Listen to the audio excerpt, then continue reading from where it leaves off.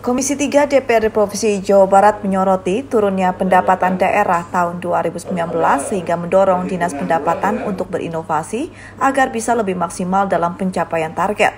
Ditemui saat pembahasan laporan keterangan pertanggungjawaban atau LKPJ Gubernur Jawa Barat akhir tahun anggaran 2019 dengan Badan Pendapatan Daerah Jawa Barat dan Badan Pengelolaan Keuangan dan Aset Daerah Provinsi Jawa Barat, Ketua Komisi 3 DPRD Jawa Barat Cucu Sugiati mengatakan, rasio anggaran penelusuran tidak sebanding dengan jumlah KTM-DU, sehingga berdampak kurang optimalnya hasil penerimaan pajak kendaraan bermotor.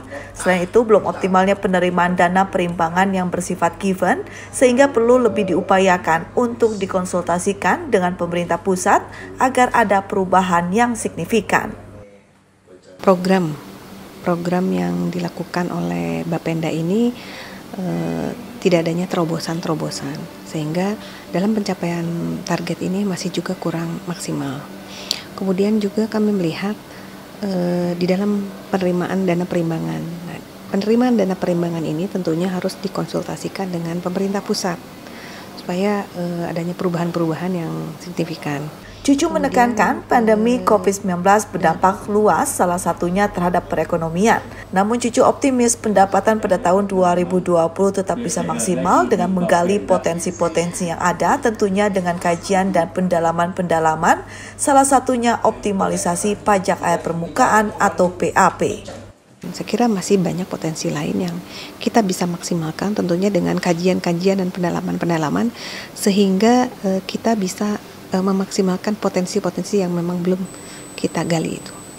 Saya kira masih ada di dalam, tadi salah satunya adalah pajak air permukaan. Kemudian apakah memang kurang regulasinya yang memang harus regulasinya ini harus ada dan sebagainya. Itu kita akan maksimalkan dari potensi-potensi yang mungkin dan ada. Terkait dengan minimnya serapan anggaran, Sekretaris Komisi 3 DPRD Provinsi Jawa Barat Hasim Adnan mengatakan masih ada angka serapan di bawah 90%, yang artinya skema dalam perencanaan tidak dibuat secara komprehensif sehingga daya serapnya tidak maksimal.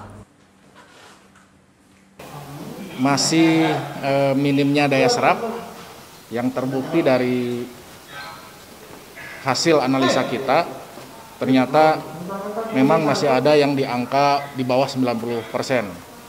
Artinya dalam perencanaan skemanya tidak cukup dibuat secara komprehensif sehingga daya serapnya juga tidak maksimal. Humas DPRD Provinsi Jawa Barat melaporkan.